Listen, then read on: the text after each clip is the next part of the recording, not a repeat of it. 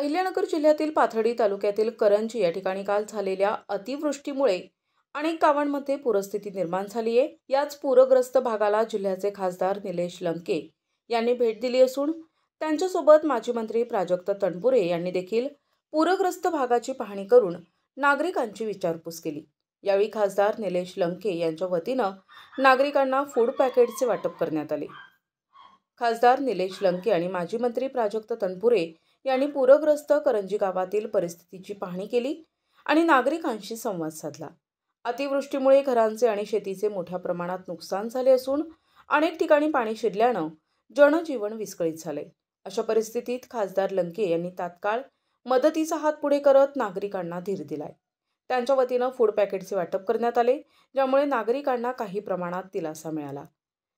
यावेळी स्थानिक प्रशासनाचे अधिकारीही उपस्थित होते। खासदार लंके यांनी सरकारकडे तातडीनं मदत पोहोचविण्याची मागणी केली आहे, जेणेकरून पूरग्रस्तांचे पुनर्वसन लवकर करता येईल।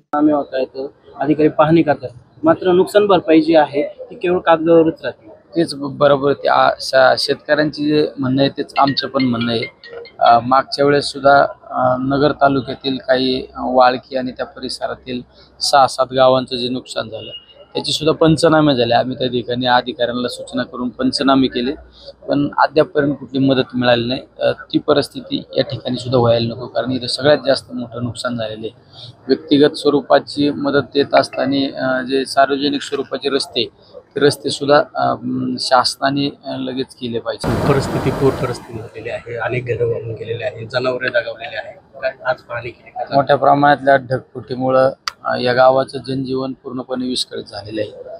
तुम्ही पाहिले असेल, रस्ते नाही राहिले, अनेक घरं वाहून गेले, दुकानं वाहून गेले, 4 व्हीलर गाड्या वाहून गेल्या, मोटरसायकल पण वाहून गेल्या। सगळ्यात मोठं नुकसान या परिसराचं झालेलं आहे। त्यामुळे आमची प्रशासनाला मागणी एक आहे की आता पाणी ओसरल्यानंतर तुम्ही पंचनामे करणार, नुकसानीचं रेकॉर्डवर घेणार, पण नुसतं पंचनामे करून शासकीय निधी जाहीर करण्यापेक्षा तात्काळ मदत मिळाली पाहिजे। नाही सगळ्यात महत्त्वाचं काय असतं, हे 2-4 दिवस फक्त वातावरण शांत होऊस तर कुठंतरी शासन प्रशासनातील अधिकारी मदत देण्याबाबत सकारात्मक भूमिका घेतात आणि नंतर हे वातावरण थोडं शांत झाल्यानंतर परत दुर्लक्ष केलं जातं। त्यामुळे आमची सरकारला मागणी ही आहे की तात्काळ मदत जाहीर करा आणि प्रत्यक्षरित्या अंमलात आणा।